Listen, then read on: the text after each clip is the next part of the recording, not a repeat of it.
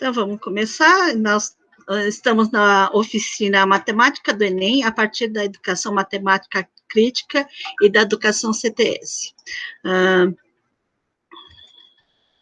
Vou falar um pouco da nossa ministrante, a professora Maria de Fátima Costa Esbrana.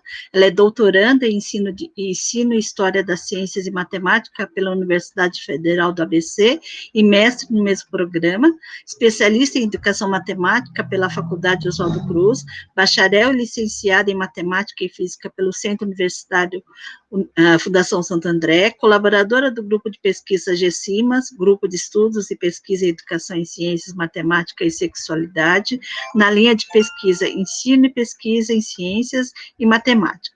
Professora de Matemática e Física, atualmente é professora de Matemática da Rede Pública Municipal e tutora do curso de pós-graduação Ciência é 10, tá? Então, depois dessa apresentação, passo a palavra, então, para a professora Maria de Fátima, né, para ela começar a atividade. Olá, bom dia, pessoal. Eu agradeço muito a participação de vocês aqui.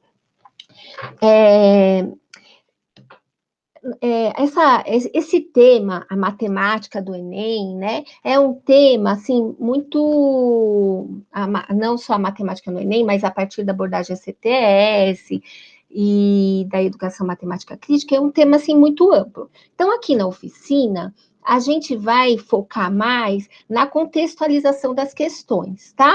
Então, eu vou colocar aqui a apresentação para vocês acompanharem. Aqui. Se vocês tiverem alguma pergunta, vocês podem colocar no chat, tá? Que a gente vai respondendo. Acho que é melhor deixar para o final, né?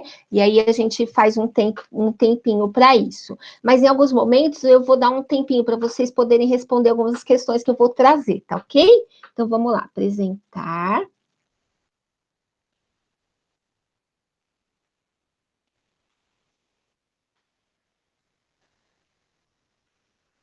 Pronto. Aqui. Essa minha apresentação, ela tem base, aliás, os meus estudos, né, relacionados à contextualização da matemática, eles estão baseados na minha dissertação de mestrado. Hoje eu faço doutorado lá na UFABC, né? Mas eu comecei essa pesquisa a partir do mestrado. Então, no mestrado, o que me motivou a buscar uma matemática mais contextualizada, e aí sim eu fui entender o que era a educação CTS, o que era a educação matemática crítica, me ajudou muito a entender o papel da matemática na sociedade. Então, aqui eu coloco o nome do meu orientador, professor Evonia, da minha co-orientadora, professora Márcia, devo muito a eles por tudo que eu aprendi, né? Os orientadores, eles são muito importantes na vida da gente, né, gente? Só que, para começar, eu queria pedir para vocês responderem uma pergunta. Se vocês puderem entrar aqui nesse endereço eletrônico, www.mente.com, vocês colocam esse código 6677858 e vocês respondem a essa pergunta para mim, tá?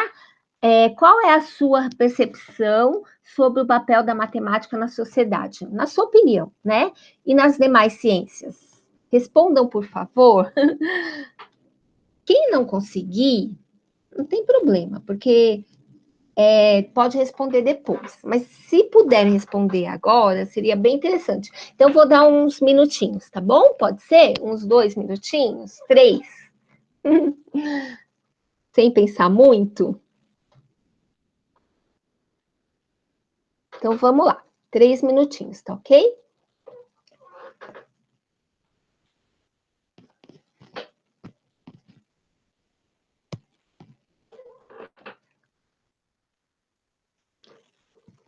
Luciane, você acha que o pessoal está conseguindo responder? Acho que sim, né? Se tiver alguma dúvida, coloca aqui, tá? No chat. Isso, acho que eles podem colocar, assim, no chat, qualquer dúvida que tiver. Isso.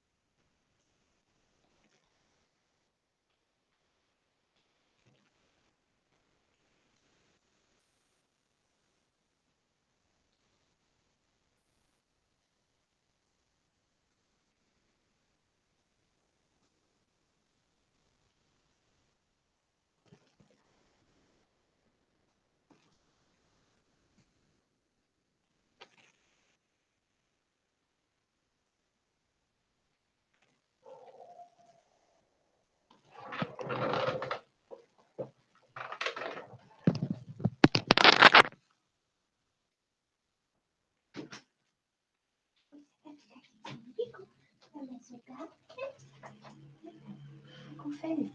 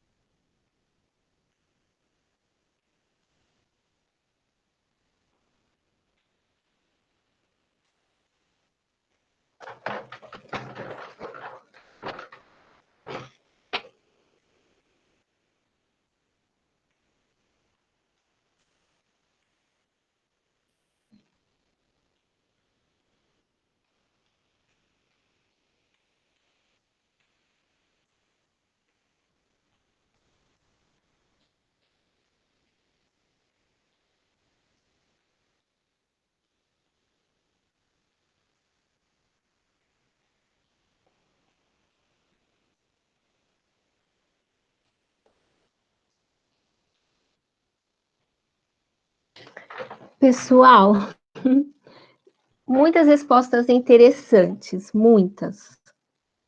Quem puder continuar respondendo, pode responder, né? Mas eu vou falar de algumas, tá ok? E aí, gente, olha só que legal, né? A maioria dos participantes aqui, né, professores, tem ideia, né, de que a matemática desenvolve o senso crítico do indivíduo, diante de escolhas da vida prática, né? Pois na rotina encontramos matemática em várias áreas do nosso cotidiano.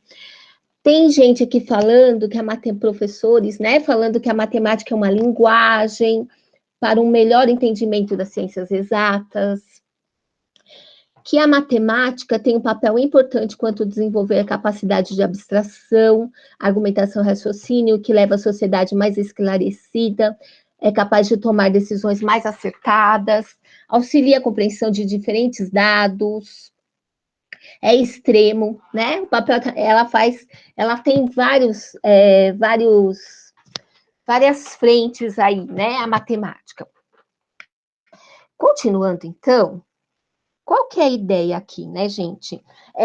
Pensar na matemática, sim, existem, assim, conceitos em relação à matemática, né? O que a gente acredita a partir da educação CTS, né? A nossa concepção de matemática a partir da educação CTS, da educação matemática crítica, de fato é uma matemática que faz parte da sociedade, né? Uma matemática que tem uma construção humana, que não é exata, que está sujeita a erros. E aí, nós vamos falar um pouquinho do que é, então, rapidamente, essa educação CTS e a educação matemática crítica, para que a gente possa entender a partir de que teoria a gente segue na elaboração das nossas questões de matemática e de como a gente apresenta a matemática no ensino, né? Então, a ideia aqui é eu falar um pouco do que é a matemática como ciência. Porque a matemática, ela sim, ela está a serviço das outras ciências, né? Ela está presente nas demais ciências, em muitas ciências, em todas as ciências. No entanto, ela também é uma ciência, né? Então, começando aqui com o pensamento de Morin, existe uma relação entre a ciência, a tecnologia e a sociedade. E a matemática, como ciência, ela faz parte dessa relação. E tudo isso interfere na cultura. A ciência é um processo sério demais para ser deixado só nas mãos dos cientistas. Morin diz, né? Eu completaria dizendo que a ciência se tornou muito perigosa para ser deixada nas mãos de estadistas e dos estados. Dizendo de outra forma, a ciência passou a ser um problema cívico, um problema dos cidadãos. Precisamos ir ao encontro dos cidadãos. Eu gosto muito dessa frase de Morin, né? Desse pensamento de Morin. Por quê? Porque ele coloca a ciência como algo de responsabilidade de todos. A ciência ela é muito séria, é muito séria as consequências da ciência na sociedade. Então, ela não pode ficar na mão de alguns, né? Esse é o recado de Morin para nós. Só que daí a gente precisa partir de um ponto, não é verdade? E quem trouxe essa consciência do quanto a ciência deve estar próxima de nós, cidadãos, foi o movimento CTS. Então, só para contextualizar rapidamente, tá? Na quinta-feira nós faremos uma palestra e lá a gente vai poder discutir um pouco mais sobre o que é cada um desses movimentos, né? O movimento CTS, a educação matemática crítica, mas aqui a gente vai só falar um pouco para a gente poder ir para a parte mais prática, tá ok? Então, o movimento CTS, para quem não conhece, ele teve início nos finais dos anos 60 e no começo dos anos 70. A sociedade, né, algumas pessoas da sociedade começaram a criticar a degradação ambiental, a associação do desenvolvimento científico e tecnológico com a guerra e a tecnologia. E aí, a comunidade acadêmica, preocupada, né, com os políticos, o desenvolvimento econômico, científico, tecnológico, sem nenhuma restrição, começou a provocar movimentos sociais de protesto. E esses movimentos, eles deram início a esse movimento CTS. Dentro do movimento CTS, existe uma linha de trabalho que está focada no ensino. E a gente diz que os estudos CTS, eles são um campo de trabalho de caráter crítico e interdisciplinar, onde se estuda a dimensão social da ciência e da tecnologia. Por quê? Porque até então a ciência era vista como algo inquestionável, né? O que é científico? A gente já vê isso hoje, não vê, gente? O que é científico é inquestionável. E se é inquestionável, então a gente pode fazer pesquisa com o ser humano, a gente pode fazer pesquisa desenfreada com animais, a gente pode, não tem regra. Então a ideia era que precisava ter regras, além dos interesses envolvidos nessas questões científicas, né? Tudo que tem interesse, que gera dinheiro, que gera poder, tende a ficar na mão de alguns, né? E os estudos CTS, ele tem essa ideia, essa função de trazer uma ideia, uma visão crítica da ciência e de uma forma interdisciplinar, porque concorda que é muito fácil cada um ficar no seu quadradinho. A matemática ela é apenas uma linguagem e ela está a serviço das ciências e ela deve ser aplicada no momento certo, e o que é matemática é inquestionável. É essa ideia que se quer passar da matemática, né? Mas será que é isso mesmo? E aqui a gente coloca qual é o objetivo principal do enfoque CTS, né? Segundo Santos e Mortimer. Então, o objetivo principal é a promoção da educação científica e tecnológica dos estudantes, auxiliando-os na construção de conhecimentos e atitudes responsáveis relacionadas às questões da ciência e tecnologia na sociedade. Então, aqui ele coloca coisas importantes, né, elementos importantes. Promoção da educação científica e tecnológica dos estudantes, auxiliando na construção de conhecimentos e atitudes. Então, não para no conhecimento, né, vai além. E aqui eu trago também a definição de alfabetização científica, né, que é um termo tão utilizado hoje em dia na educação, na BNCC, e a Guazelli, ela traz a seguinte definição para a alfabetização científica: crítica. É um processo da educação que visa proporcionar aos estudantes a compreensão sobre a natureza da ciência e da tecnologia, o papel da ciência e da tecnologia em suas vidas na sociedade, a conscientização de seu papel como cidadãos, o desenvolvimento de competências que instrumentalizem os estudantes para participar das discussões e das tomadas de decisões sobre as questões que envolvem o presente e o futuro das pessoas na sociedade. Não é só conhecer sobre a ciência, saber de onde ela veio, qual que é a história, não é saber só o porquê das coisas, de uma forma como a gente vê muitas vezes nos livros, né? Não é essa visão, é uma ciência que vai fazer com que conhecê-la, o cidadão, né, esse nosso estudante, ele passe a tomar decisões a partir desse conhecimento, ele começa a interferir na sociedade, no meio em que ele vive, a partir desse conhecimento. Só que aqui ela enfatiza a questão crítica, a alfabetização científica crítica. E aí a gente já tem um link com a educação matemática crítica, né? Então vamos lá. O que vocês acham, gente? Qual é o papel do professor que me ensina matemática nesse contexto? Nesse contexto de apresentar uma ciência humana, construída pelo ser humano, que muitas vezes dita regras a partir de interesses de alguns. Como vocês acham que é o papel do professor nesse contexto de matemática? Já que a matemática, ela é sempre posta como algo abstrato, sem muita relação com as coisas que acontecem no nosso mundo, no dia a dia, como algo imprescindível, mas não questionável. Como vocês acham que é? A ideia aqui é falar sobre isso, tá, gente? E aí a gente responde essas perguntas a partir da educação matemática crítica. Vamos começar, então, pensando... Então, primeira coisa, né, para a gente ter uma linha de pensamento. A gente acredita que a matemática é uma ciência, e que quando a gente fala de alfabetização científica, a gente também está falando de alfabetização matemática. Só que a BNCC, ela traz uma definição para letramento matemático. Nas nossas pesquisas, nós utilizamos o termo alfabetização científica porque nós seguimos as concepções de Hollis Kovismose, que é o protagonista da educação matemática crítica.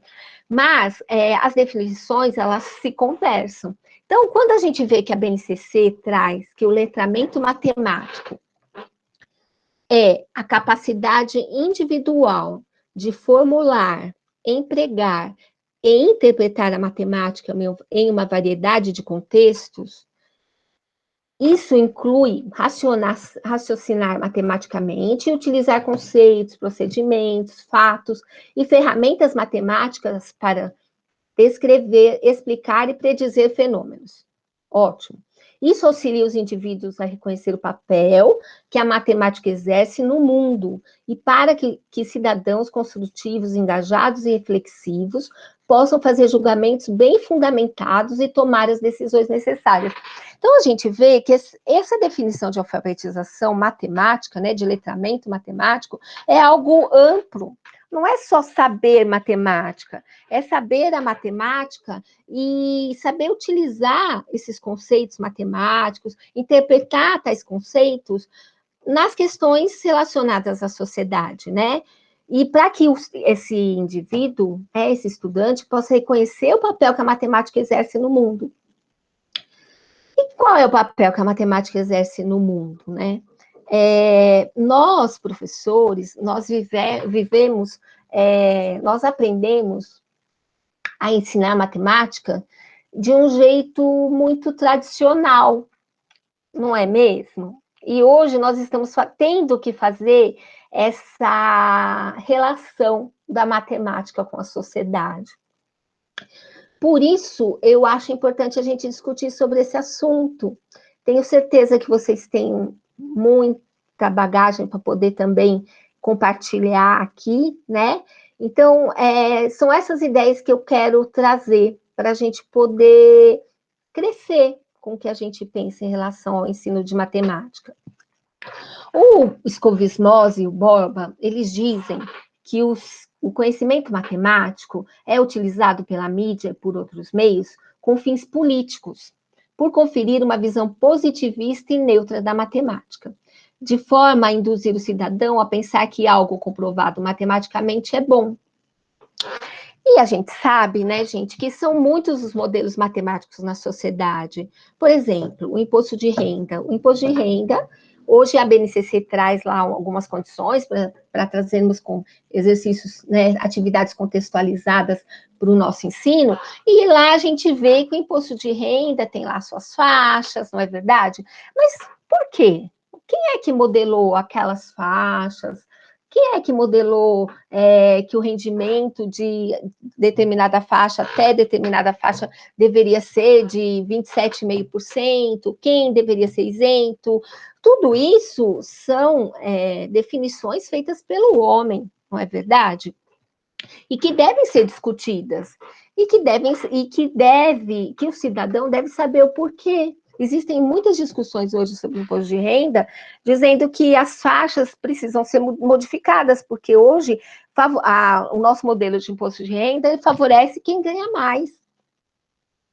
Por quê? Né? Será que nós sabemos responder sobre isso? E o nosso aluno, né? E o nosso estudante? O D'Ambrosio, ele diz que a descontextualização da matemática é um dos maiores equívocos da educação matemática moderna.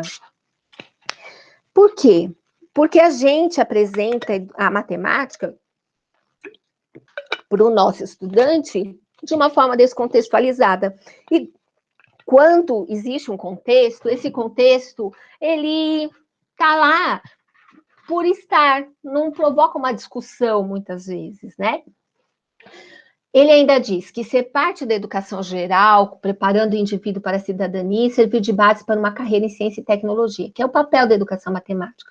Contemplar o conhecimento matemático atual, como se manifesta no dia a dia, na ciência, na tecnologia. É um conhecimento moderno, impregnado de ciência e tecnologia. E aí ele traz uma informação importante, Skovismos, no trabalho dele de 2007. Eu já comentei aqui em outras edições do Escola USP. Vocês sabiam que até o ensino médio, os estudantes realizam aproximadamente 10 mil exercícios, na maioria baseados em comandos? Quais comandos, né? Faça, realize, explique, muito pouco, né? Descreva. Qual é a função desses exercícios? Considerando o conteúdo da maioria dos exercícios, dificilmente se pode afirmar que o trabalho com eles fornece qualquer compreensão mais aprofundada da matemática, a visão de Skovismos. No entanto, pode-se prestar atenção não no conteúdo, mas na forma desses exercícios. Eles funcionam como uma longa sequência de comandos, né? Resolver equação, encontre as médias, calcule a área. Na verdade, pode-se ver a educação matemática como uma extensão de exercícios com comandos que devem ser seguidos. O que o Skovismos diz a respeito disso? Ele diz que quando a gente apresenta esse tipo de exercício para os nossos estudantes, treinando-os a resolver questões matemáticas sem pensar no contexto, sem interpretar de uma forma mais crítica, né? Sem fazer uma relação com as situações da sociedade, nós estamos preparando os nossos cidadãos para a obediência. E é muito interessante, porque existem muitos relatos em relação a isso, de que pessoas da área da lógica, né, da área mais exata, são muito boas para pensar em lógica, exatas, mas não têm muitas habilidades para discutir. Eu trabalhei em RH há muito tempo, e é muito interessante porque isso de fato acontece. Ah, vamos contratar um engenheiro especialista. Ótimo, sim, eles muitas competências, muitas habilidades, mas falta aquela habilidade de olhar aquele contexto e criticar. A ideia é essa, sabe? Eu não estou generalizando, é lógico, né? Mas pensando nesse nosso estudante, quando a gente coloca lá uma lista de exercícios para ele resolver, pede para ele fazer, a gente, sim, é importante ele entender, a gente sabe que realizar mais exercícios vai fazer com que ele consiga entender melhor como resolver aquela questão, mas é só para decorar e para resolver o exercício, ou qual é a função daquele conhecimento matemático? Para pensar, né? E o Skovismos, ele diz que ele está interessado no papel da matemática como um porteiro, responsável pela entrada de pessoas e como ela estratifica as pessoas, preocupado com um discurso que possa eliminar os aspectos sociopolíticos da educação matemática, preocupado com o racismo, sexismo, elitismo da matemática, né? Da educação matemática. Ai, só um minutinho. E ele diz aqui que ele está preocupado com a educação matemática e com a democracia. E aí, a educação matemática crítica, ela tem o objetivo de possibilitar aos estudantes a interpretação da realidade, que a partir dessa interpretação, eles possam se organizar, intervir nesse contexto social e político que eles estão envolvidos, e eles passem a ter uma postura crítica e tomem decisões baseadas nesses conhecimentos, né? E ele diz que a matemática, quando concebida de maneira crítica, pode levar a transformações de tendência científica, tecnológica e social. E aí, gente, a gente entende que a abordagem CTS, Educação Matemática Crítica, elas têm as mesmas, buscam as mesmas coisas, né? Os mesmos objetivos. Então, o professor que conhece essas abordagens, ele pode criar possibilidades de discussão entre a ciência e a tecnologia e refletir sobre o uso da matemática na sociedade moderna. Aqui eu falo a partir das questões do Enem, porque essa foi a base do nosso trabalho de dissertação de mestrado. Por quê? Porque a gente sabe que o dia a dia do professor é muito, muito complicado, né? Muitas aulas, é difícil preparar a aula assim com muito tempo. Muitos professores são obrigados a utilizar as apostilas e abordagens, e aí as questões do Enem, elas podem ajudar. Por quê? Porque raramente um professor deixa de apresentar questões do Enem, do vestibular, em suas aulas, não é verdade? E elas são parte das aulas do ensino médio. E aí, a ideia é a gente falar um pouco como a educação CTS, educação matemática crítica, pode ajudar no momento em que você estiver apresentando essas questões para o seu aluno, né? E aí, no nosso trabalho de mestrado, nós tivemos um momento que as questões do Enem foram analisadas para verificar se existia nelas uma contextualização a partir da abordagem CTS, e se era possível trabalhar com a visão da educação matemática crítica, de alfabetização matemática, com os estudantes. A nossa conclusão, nós fizemos um levantamento das questões do Enem de 2012 a 2016. E essas questões, elas mostraram, esse contexto dessas questões, né, que sim, que existe, contempla-se a ciência, a tecnologia, em sua relação com a sociedade nas questões do Enem. 94,2% das questões do Enem são contextualizadas. No entanto, somente 12,9% dessas questões possuem, no seu contexto, problemas sociais, científicos e tecnológicos. 24,9% têm um contexto interdisciplinar. E aí a gente chega à conclusão que menos de 40% dessas questões do Enem, elas têm alguma relação com conceitos, aplicação e solução de problemas concretos.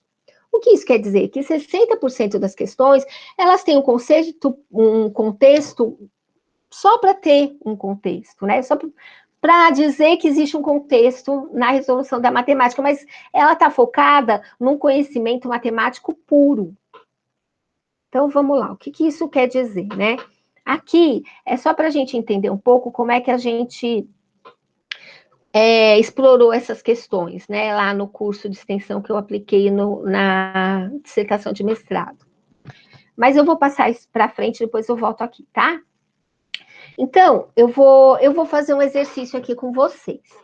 Eu vou apresentar uma questão de matemática, eu vou pedir se vocês acham, a partir do que vocês sabem sobre a educação CTS, do pouco que eu pude falar aqui e da educação matemática crítica, se vocês acreditam que existe aí um contexto que contempla abordagem CTS e educação matemática crítica. Então, vamos lá. Por exemplo, essa questão aqui do Enem de 2013.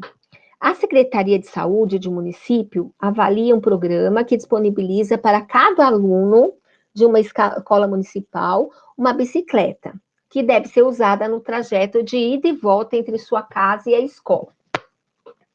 Na fase de implantação do programa, o aluno que morava mais distante da escola realizou sempre o mesmo trajeto, representado na figura da escala 1 para 25 mil por um período de 5 dias.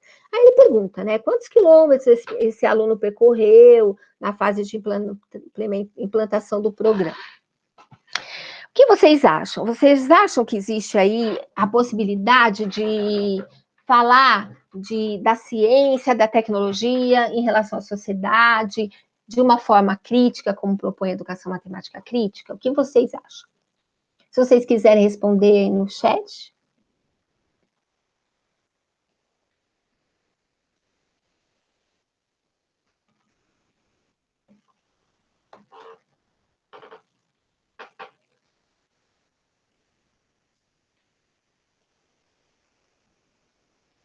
Alguém respondeu alguma coisa, Luciane?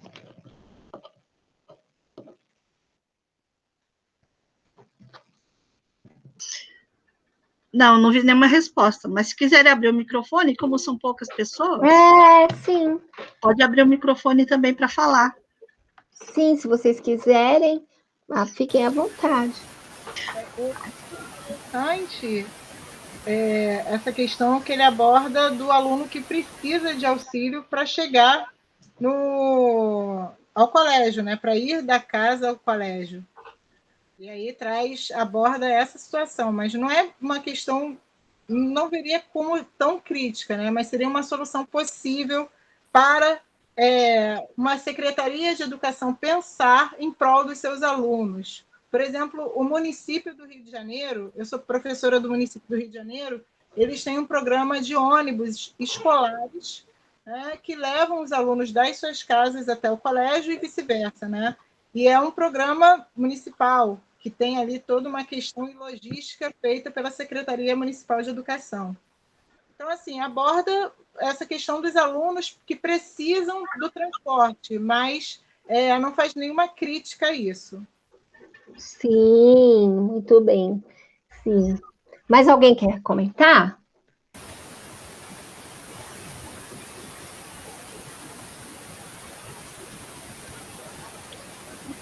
Aqui tem no chat a Cristiane que colocou: pode discutir a influência da distância e tempo gasto para ir à escola no desempenho do aluno. Isso, interessante, muito interessante. Gente, mas daí eu pergunto para vocês, no momento da sua aula, vocês colocam, né? Digamos que vocês resolveram aplicar essa questão para os estudantes. Então, eles vão responder essa questão. Como é que a gente faz? A gente coloca lá a questão, né? E pede para eles resolverem. Em que momento a gente vai discutir esse contexto? Vai discutir esse contexto ou não? Ou a gente fala, puxa, esse aluno tem problema de interpretação, porque ele tomou um caminho errado na resolução. Ou a gente discute com ele? Como é que a gente faz? Posso fazer um comentário, Maria de Fátima? Com certeza. Eu também trabalho com ensino CTS, né? E a gente também analisa algumas coisas. A gente diz que muitas vezes as questões, elas trazem um enunciado para dourar a pílula, né? Legal, entendi. Só que a resolução não precisa de nada disso. Você podia perguntar diretamente, né? Eu tenho uma pessoa que faz um trajeto de tal lugar a tal lugar, para que eu preciso do contexto? O contexto, na realidade, é só para deixar a pergunta mais interessante, mas isso, assim, a resolução mesmo é só um cálculo matemático que você precisa fazer aqui, né? Pelo menos é o que eu estou entendendo nessa questão. É lógico que o professor que a utiliza, ele pode fazer as outras discussões, mas a questão em si não traz isso, né? É isso que a gente muitas vezes discute também. Eu sou da área de química, a gente discute com os nossos professores de química. Eu preciso do contexto para poder responder a questão? Não, não preciso. Eu preciso só do gráfico, né, nesse caso aqui, e fazer os cálculos, né, então eu tenho a escala, né, eu sei a escala e faço o cálculo, né, quer dizer, o resto da coisa, né, o resto da questão é só para deixar a questão mais bonitinha, né, então eu acho que, assim, é uma forma de a gente olhar as questões do Enem, as questões de qualquer tipo de vestibular, ou de qualquer outro local, né, para você perceber o quanto as pessoas precisam entender o que é CTS. Eu também trabalho com ensino CTS, e aí às vezes a gente fala assim, tudo bem, você não precisa do contexto, você precisa só do conceito. Né? Exatamente. E é o que acontece muito na matemática, né, gente? O contexto, ele serve muitas vezes só para deixar, como a Luciane falou, deixar a questão mais elaborada. Mas na hora de resolver, nós, muitas vezes, e o nosso aluno, ele não está muito preocupado. Ele vai lá, ele pega as informações mais importantes, né? Que vão servir de base para o cálculo, respondem, e muitas vezes aquela questão não faz sentido, porque muitas vezes a gente vê um número enorme quando deveria ser uma resposta pequena e o aluno não percebeu, porque ele não fez relação com o contexto, né? Tem outras questões aqui, por exemplo, essa questão.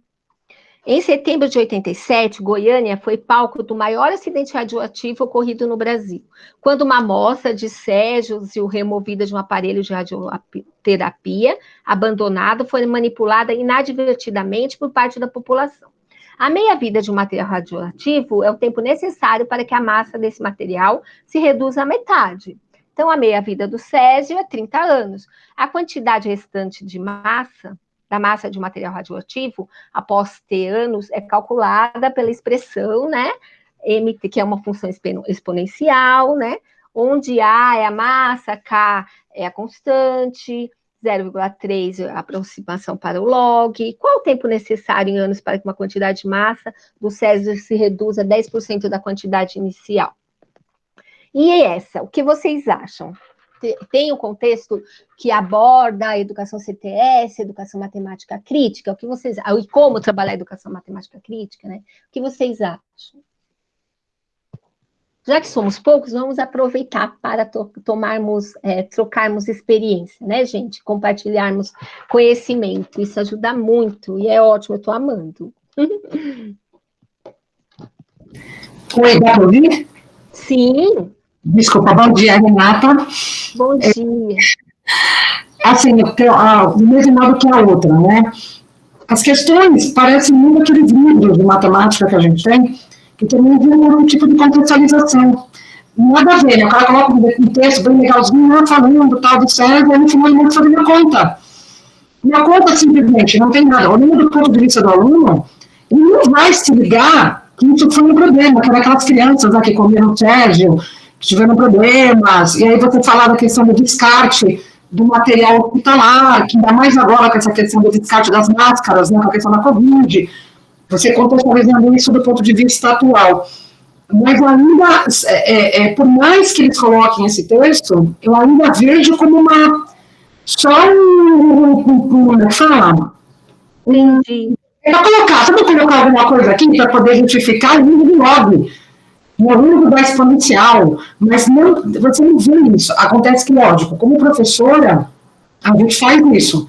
Porque aí eu vou falar, olha, sabia que vocês nem nascidos ainda, olha, eu tenho esse problema, o que é o Césio, como é que funciona a questão da radioatividade, o que é a moldina nuclear, como que é o impacto que teve, aí eu posso falar também da questão histórica, né, da Alemanha, que chama lá, que explodiu, esqueci o nome, da usina que explodiu na Alemanha, aí eu tudo isso. Que aí você vai estar unindo as outras áreas. Mas do jeito que está feita a questão, ela fica solta. É isso que é bom para o nosso aluno. Porque ele vai fazer o que vocês tinham dito anteriormente. Ele vai fazer conta. E muita gente acha que matemática é isso. Faz a conta aí. Eu já tive vários problemas com isso. Ah, você é matemática? Então faz conta tal. Falei, opa, peraí. Eu não sou calculadora. Não é para isso que eu faço. Isso.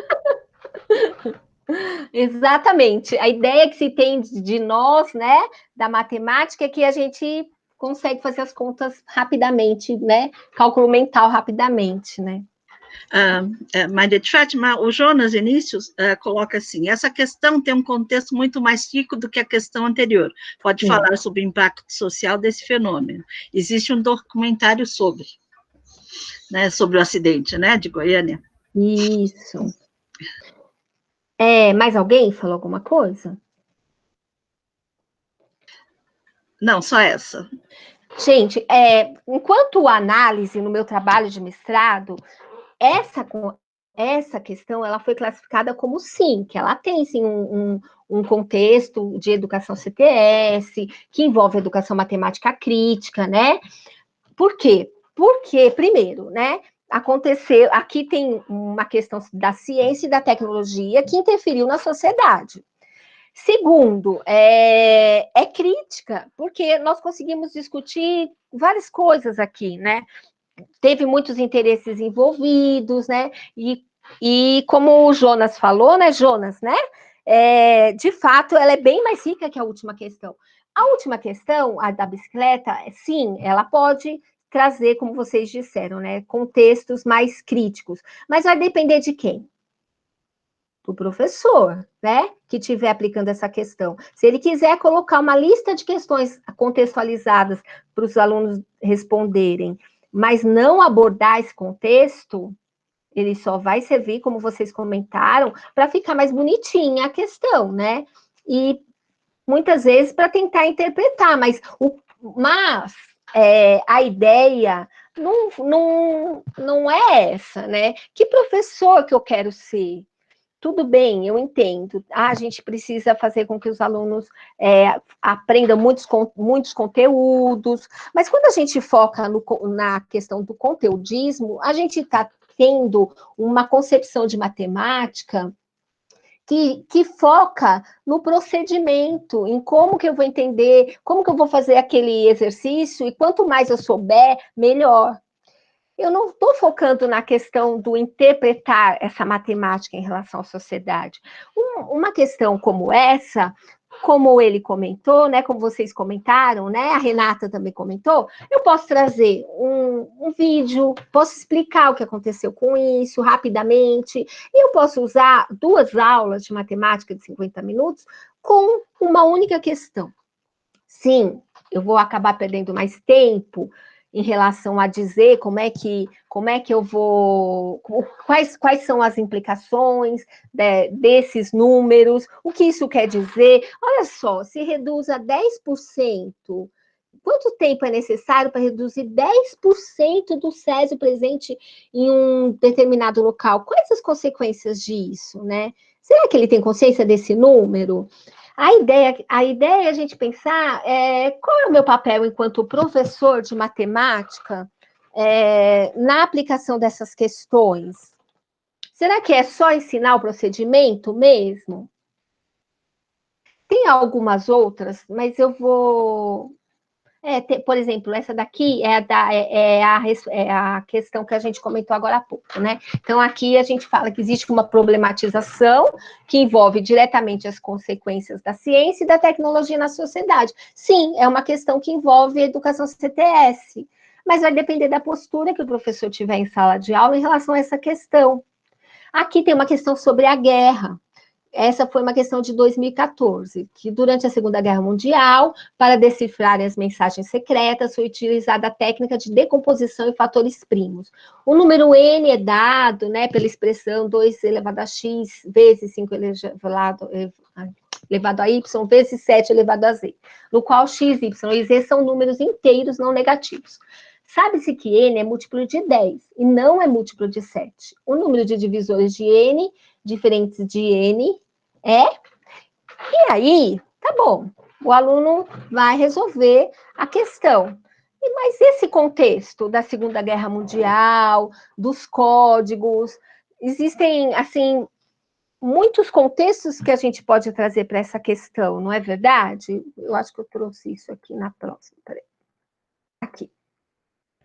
Ela envolve a dimensão social da ciência e da tecnologia, né? E a Segunda Guerra Mundial. Inclusive, tem aquele filme do Alan Turing, não sei se vocês já assistiram, né? O Enigma, né? Que traz uma história, é baseado em fato verídico, né? Que comenta que o Alan Turing, ele foi um cientista que ajudou a decodificar, né, as mensagens dos alemães na guerra. E ele trouxe para trabalhar com ele uma mulher. O Alan Turing, ele era homossexual e depois ele sofreu castração química. São coisas, assim, muito interessantes de discutir, sem contar que o filme mostra o quanto foi difícil para chegar num resultado final, para se construir essa máquina, que as pessoas trabalharam na equipe, ele não fez isso sozinho.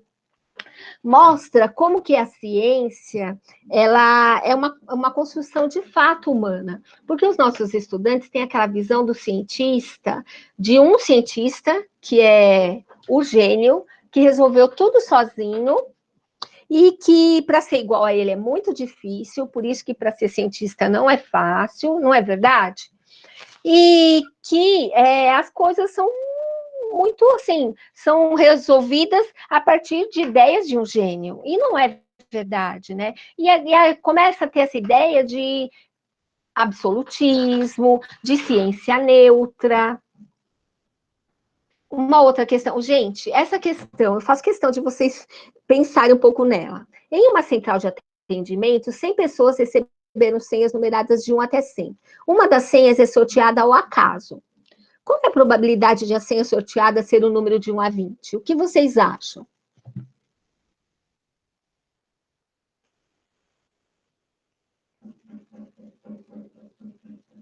Essa questão tem um contexto que envolve a ciência, a tecnologia, a sociedade. Que tipo de... a matemática, educação matemática crítica, que tipo de questão é essa? Que questionamento ele traz? Ela traz, né?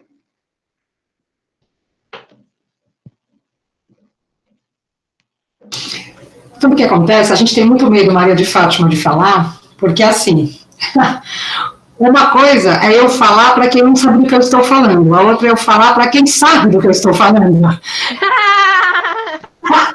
E o que acontece? A gente vai assim, vai que eu falo uma besteira, e os outros vão falar, nossa, que absurdo que você falando uma besteira. Na verdade, eu perdi esse medo faz tempo. Que bom. Não é. Acho que se a gente não fala, ninguém está errado. A gente está aqui para jogar muito de nós. A gente está aqui para aprender e para divulgar um pouquinho de como que a gente trabalha. Eu estou pensando sempre no meu aluno, não na minha posição de professora. Porque quando você resolve, o aluno não tem o mesmo pensamento que a gente. Ele não tem nem tempo para isso. Isso você faz em sala de aula, não no Enem, né? O Enem eu falo com eles, vocês têm tempo, eu fiz na UFABC o Prof. Mate, e a gente teve aquela matéria que faz a teste de, que mexe com essa parte de fazer as questões, né? Legal. Aquela teste de hipótese para você trabalhar com as questões, as questões dos os distratores, né? E aí, por exemplo, aqui olhando isso, ela é só isso, não tem nada, porque, por exemplo, eu brinco muito isso com eles, qual a probabilidade de um raio cair na sua cabeça? Se ele cair na sua cabeça é 100%, né? Então não tem muito o que pensar, porque ela é mesmo isso. Qual a chance que você tem, qual a probabilidade? Quando eles olham a matemática dessa forma, só a probabilidade, né? Sem nada, só isso, que nem ela falar qual a chance de você sortear, ela é totalmente escrita, é o que eu sempre falo, é só para você fazer a conta. Agora, quando você coloca, eu explico para eles, você liga na NET, por exemplo, como é que eles sabem que caiu o sinal da sua região? Existe um parâmetro, existe um valor matemático que é feito, que a partir dali está tendo um problema. Por que um carro tem recall? O que acontece para um carro ter recall? Você acha, gente, olha, você tem lá no pátio 1000 carros, você faz um sorteio, isso é verdade, aleatório, aí vamos supor, você pega 10 carros, você destrói o carro, destrói aquele carro, você faz tudo que você possa imaginar. O teste deu ok, o que você fala? Esse lote de carros está bom. Daqui a pouco começa 1, 2, 3, voltar na concessionária, então eles têm um parâmetro, sim, existe, e falam, nossa, esse lote veio com defeito. Porque você apesar de pegar 10 carros, que o lote estava com defeito. Acontece com vacina, que nem agora. Aí sim, você fala, olha, tá vendo a vacina? Qual a chance da vacina dar falso positivo, no caso teste, né, falso positivo? O que isso implica quando você vai para um remédio? Também falo da questão de remédio e quando você pega, eu falei assim, tem 5 fileiras. Dessas 5 fileiras, 3 deram problema. Sabe o que a indústria farmacêutica faz? Descarta essas 3, e olha que isso acontece, pega 2 que deu certo e vai em cima dessas 2. Aí, quando ela lança o remédio no mercado, ela começa a ver que fez besteira, né? Que começa a dar problema, isso é enviesado. Aí eu comento a questão de você pegar amostras enviesadas. Falei da questão, isso em São Paulo, né? Eu estou em Indaiatuba, mas eu morava em São Paulo, a questão do corredor de ônibus, que eu falei assim, por que as pessoas, se você pesquisar, como que as pessoas acham do corredor de ônibus? Se você pesquisar em Alphaville, por exemplo, né, na Zona Norte, zonas nobres de São Paulo, Alphaville, Higienópolis, ele vai falar que ele é contra. Não acho que ele é contra o carro, ele quer o carro dele em todos os lugares. Agora, pergunta na Zona Leste, que o cara pega um ônibus e demora 3 horas para chegar. São amostras, porque na probabilidade eu tenho que levar em conta a amostra. Sim. Aí sim você está trabalhando, mas só a questão pura e simplesmente, ela não é nada. Sim. Ela é só uma questão de probabilidade. Exatamente. Né? E olha que legal, né? Você comentou, né, Renata, que você traz essa discussão para a sala de aula. Se o professor não tem essa postura, essas questões que você falou, elas são apenas cálculos matemáticos, não é verdade? Essa questão, e assim, uma coisa que eu achei legal que você falou, da vergonha de falar para quem sabe, aqui todos nós estamos aprendendo, gente. Infelizmente, facilita muito, né, a gente poder fazer o encontro pela internet, isso é muito bom, mas a proximidade ajuda muito. Tenho certeza que se a gente estivesse juntos na mesma sala, como aconteceu já quando tivemos presencialmente o encontro, a discussão seria muito melhor, porque a gente não ia ter essa vergonha, né? É comum, eu concordo com vocês. Mas fiquem à vontade, aqui todos nós sabemos tanto quanto, né? Todo mundo aprende, olha, aprendi várias coisas agora com a Renata. Mais alguém quer comentar sobre essa questão? Eu gostaria de... Pode falar. Muito obrigada. Rapidinho. O que é interessante a gente observar disso tudo, né, dessa educação CTS, que eu tento aplicá-la, sou professora de matemática e tento aplicá-la na maior parte das aulas, é que geralmente a gente não ensina o aluno a pensar assim. Eu trabalho com o 3º ano do ensino médio, com alunos que estão fazendo vestibular, eu falo para eles, gente, quais são os dados? Sublinha os dados, sublinha as coisas mais importantes e ataca. Né? Porque são 3 minutos e meio de limite ali por questão. São 45 questões de matemática no Enem. Então, eu já ensino desde dos pequenos, né? A gente ensina assim, pega os dados, sublinha ali falando do SESI, a meia-vida do SESI é tanto, quero isso, quero aquilo, e vai fazer o exercício. Esquece o resto, porque você tem 3 minutos para fazer a questão. Então, Sim. É um contraponto muito interessante, né? Quando você fala que o ideal é que o professor pare e analise todos os aspectos das questões. Era Sim. isso. Obrigada. Nossa, muito bem comentado. É verdade. E se a gente for pensar, os próprios pais, né, esperam que seja assim as nossas aulas. Eles querem que os alunos saibam resolver as questões. E aí é de fato contraditório, né? Mas Maria de Fátima, só um instantinho, o José Francisco levantou a mão, ele quer falar alguma coisa? Falar, pode. Bom dia para todo mundo. Bom dia. Eu sou o José Francisco, eu dou aula de Sociologia e Filosofia para a rede estadual. E o que acontece? E o que acontece muito? A gente tem que apresentar resultados, né? E daí, com as avaliações diagnósticas, a gente tem habilidades em defasagens, vira aquele auê, né? E todo mundo tem que ajudar. Então, eles chegam na área de ciências humanas e falam, ó, vamos ajudar português e matemática com tal habilidade e tal habilidade. E é uma coisa, assim, que ou você aceita o desafio, entendeu? E fala, pô, vou aprender, vou agregar alguma coisa, assim, no meu processo de aprendizagem, no meu, né, como indivíduo, como eu aprendo, como eu entendo o mundo, ou simplesmente eu ignoro, né? Falo, não, eu fiz área de humanas porque eu não gostava de matemática, então isso não me pertence, né? E eu acho que, eu não sei, eu até queria colocar, eu vejo isso muito, assim, em todas as escolas, tem um bloqueio entre o pessoal da humanas e o pessoal da exatas para tentarem dialogar, para tentarem realmente verem como que um pode influenciar o outro. Eu brinco para falar assim, né? Para a gente tirar das ciências exatas essa esterilização que ela tem, que é uma coisa assim que a gente vê só na... O menino tá certo quando ele fala, pô, a matemática funciona na escola, professor, que nem um fato científico, né? Um fato científico, se você ele do laboratório, é a mesma coisa que tirar um sorvete do congelador. Quando ele vai enfrentar a realidade, é duro você manter ele, né? Cheio de variáveis. Tanto que, quando você é cientista, uma das primeiras coisas que você tem que saber é que você não garante nada 100%, né? Então, eu acho que a gente tem que acabar com essa perspectiva das ciências exatas e também das ciências humanas aí, eu acho que a gente tem que pôr elas para dialogar. Mas, partilhando uma experiência, a professora chegou, né, de matemática e falou, Zé Francisco, eu preciso que você me auxilie, né? Não, beleza, vamos aí. Só que daí uma das competências e habilidades era análise combinatória para o 3º ano. É uma coisa assim que ela é extremamente funcional, né? Mas ela tem um caráter específico ali, né? Onde que eu vou usar isso e como que eu vou usar isso?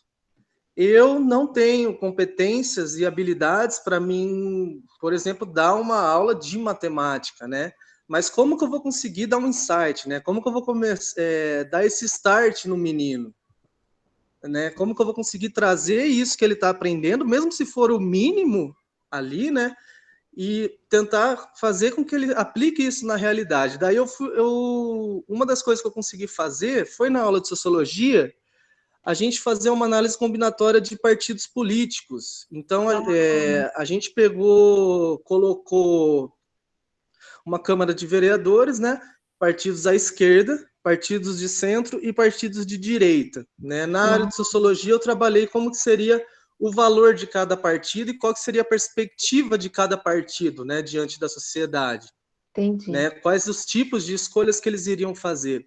E aí, fui criando com os meninos as análises, né, combinatórias, e cada resultado, eles conseguiam transferir o resultado para o contexto sociológico, né, de como isso iria interferir dentro da perspectiva cultural e social daquele momento. Nada de partidarismo, tá? Eu acho que a gente tem que parar um pouco com isso Eu não estou falando que a gente tem que ser passivo diante disso, mas eu acho que a gente também tem prós e contras, né?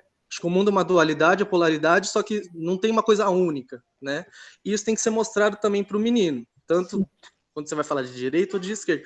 Mas quando eles começaram a analisar aquilo, mesmo de maneira simples, né? O pensamento, a análise combinatória e as competenciabilidades ali, eles já chegaram de outra maneira, né? A professora de matemática falou: o que você fez com eles, que eles estão querendo ver coisas, quer aprofundar um pouco mais no assunto? Eu falei, eu acho que é isso, né? Justamente isso, é você trazer a realidade ali, mesmo se a gente começa com pequeno, né? Mas eu acho que é acender, é avivar isso, mostrar que a gente está dialogando, né? Eu acho que tanto nas ciências exatas a gente precisa da humanas, e nas humanas a gente precisa muito das exatas, né? A gente parar com esses preconceitos, a gente parar com esses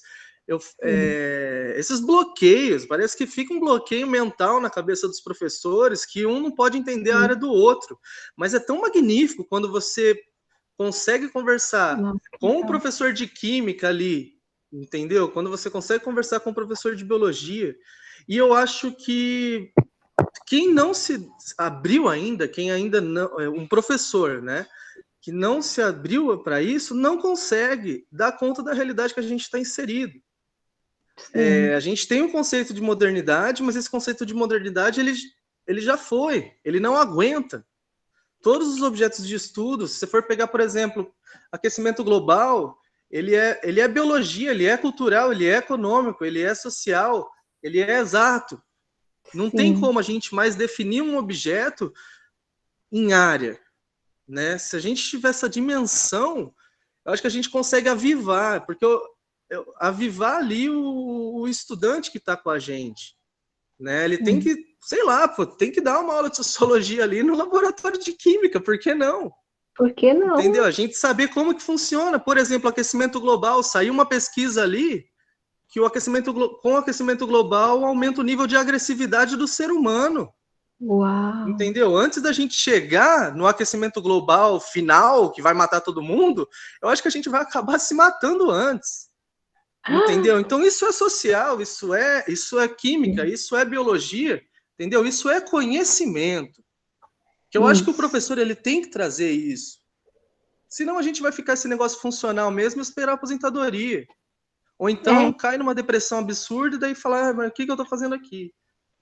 Eu acho que estou me sentindo muito contemplado com essa perspectiva que todos estão trazendo, que é justamente isso, desesterilizar, tirar essa esterilização aí que a gente tem que jogar o menino na realidade. Ele está pedindo isso. Quando ele fala, professor, não vou usar isso, então modifica, gente, vamos levantar, vamos fazer as coisas. Eu tive um casal que saiu do 3º ano e foram abrir uma pizzaria. Se soubesse como dói no coração quando eles confundiram fluxo de caixa com lucro, e depois de 3 meses, entendeu? Uma coisa que eles tinham um ano guardado para comprar o forno, a gente fez rifa na escola, tudo. E depois de um ano eles quebram, depois de 2 meses, 3 meses eles quebram.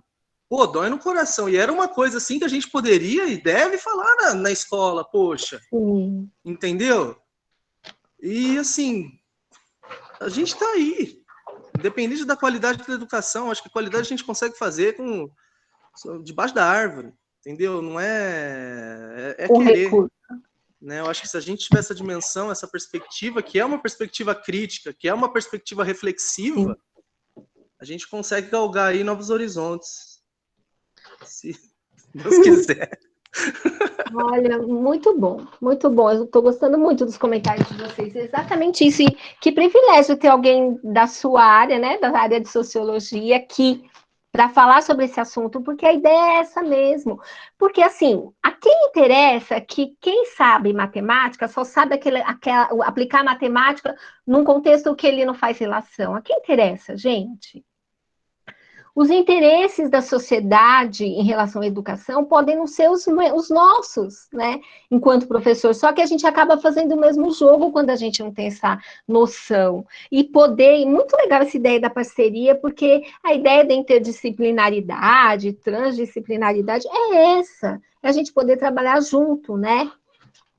E voltando aqui a esse contexto, só para a gente passar para frente, gente, aqui está falando que em uma central de atendimento, 100 pessoas receberam senhas numeradas de 1 até 100. Só que daí, uma das senhas é sorteada ao acaso. Aí eu pergunto para vocês, para que você vai num determinado lugar, retira uma senha sequencial e fica esperando a probabilidade de sair a sua senha? Isso deveria existir na sociedade? Será que é assim? Quando a gente não vai no balcão e retira uma senha sequencial, não é porque a gente acha que a nossa senha vai ser vai ter uma sequência numérica? E aí, existe aqui no Enem uma pergunta que fala qual é a probabilidade da senha sorteada ser o número de 1 a 20. Na verdade, a primeira senha deveria ser não tinha que ter sorteio de senha, não é verdade? Porque não tem por que eu ir num lugar, retirar uma senha sequencial e depois ficar esperando a probabilidade de sair a minha senha.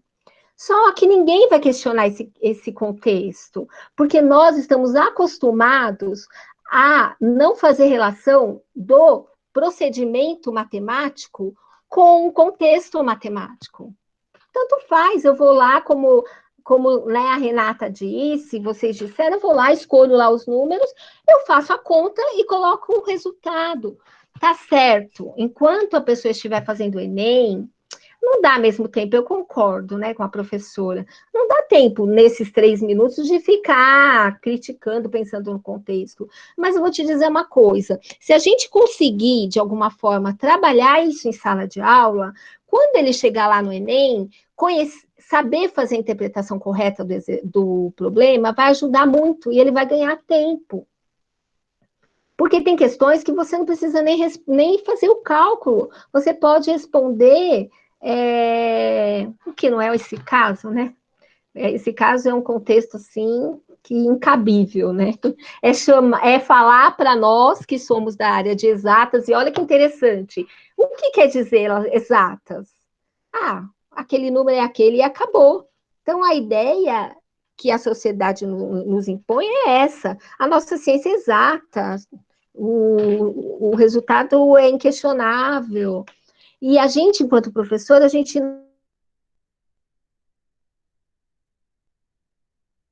Sociedade, né?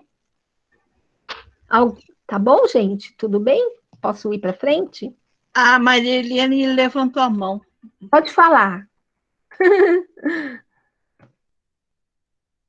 Bom dia. Bom dia. Para mim é um prazer estar participando desta oficina.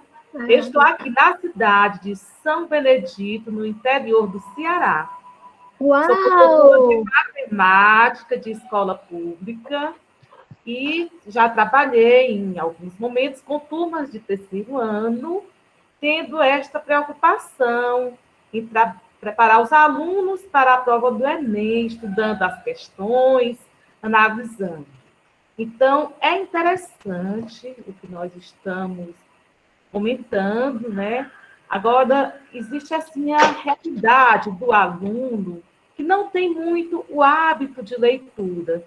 A verdade é que, às vezes, a questão é bem simples.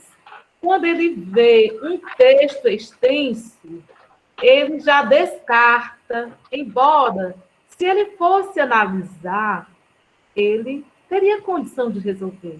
Daí a importância de trabalharmos essas questões em sala de aula, para que ele vá se habituando e que veja que não é tão difícil como parece, que ele é capaz. Esta a minha participação. Que prazer ouvi-la. E olha, é o seguinte, interpretação é uma coisa que a gente tem que ensinar para o aluno. Ninguém aprende a interpretar sozinho, gente. Não adianta a gente colocar lá uma lista de exercícios para os alunos resolverem e falar, olha, eles têm problema de interpretação. Como é que eles vão saber resolver uma situação, problema? A partir do momento que nós lemos com ele e interpretamos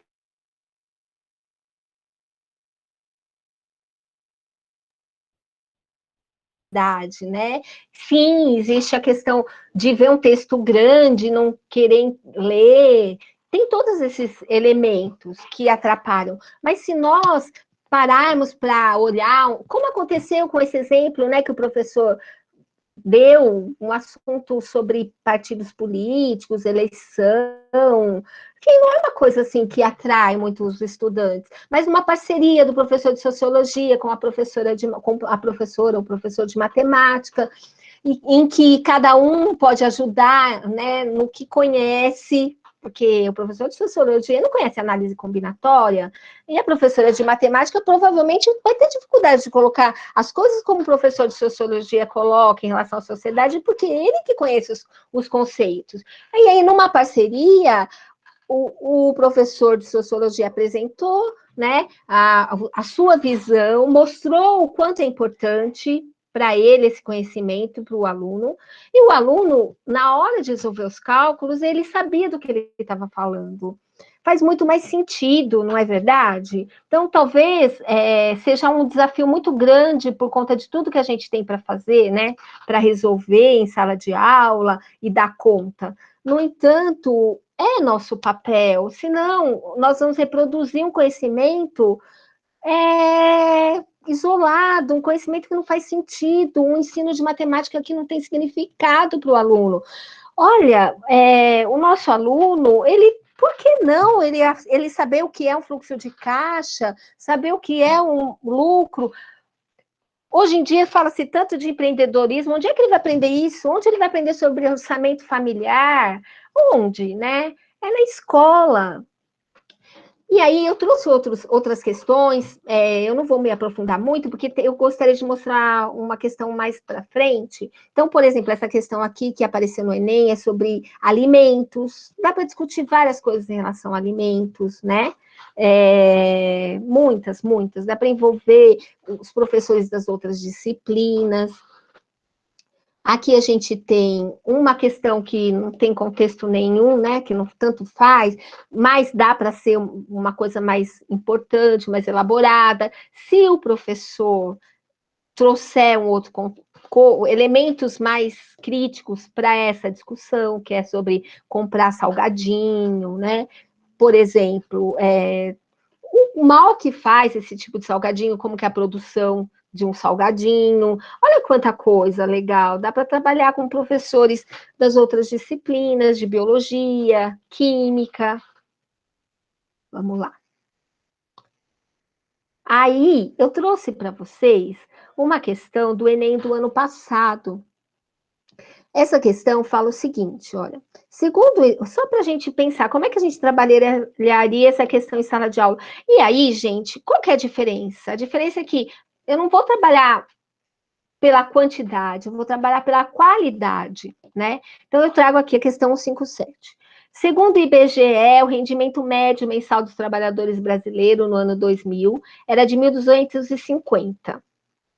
Já o censo de 2010 mostrou que em 2010 esse valor teve um aumento de 7,2% em relação a 2000. Esse mesmo instituto projeta que em 2020 o rendimento médio mensal dos trabalhadores brasileiros poderá ser 10% maior do que foi em 2010. Aí ele diz aqui, pede aqui para escolher qual é a resposta correta, tem aqui a resolução, né? Resposta correta é R$ 1.474. Mas o que quer dizer esse número, 1.474? O que? Eu acho que assim, como é que eu posso trabalhar isso em sala de aula? Eu trago essa questão para o meu aluno, posso ler, né? Se eles ainda não têm aquela habilidade de interpretar, leio com eles, penso, e aí eles, né, façam com que eles tenham um pensamento sobre aquilo. A gente ouve falar tanto em pensamento computacional, né? Às vezes a gente pensa que tem que estar na frente de um computador para entender, mas não, né? o que esse número significa, qual é a consequência desse número. Só que daí a gente vai além. Qual é a consequência desse número? O que esse número quer dizer para nós? R$ 1.474 é a renda média, e aqui é de 10 em 10 anos, né, gente? Então, olha aqui, 2000, a renda média do trabalhador brasileiro era R$ 1.250.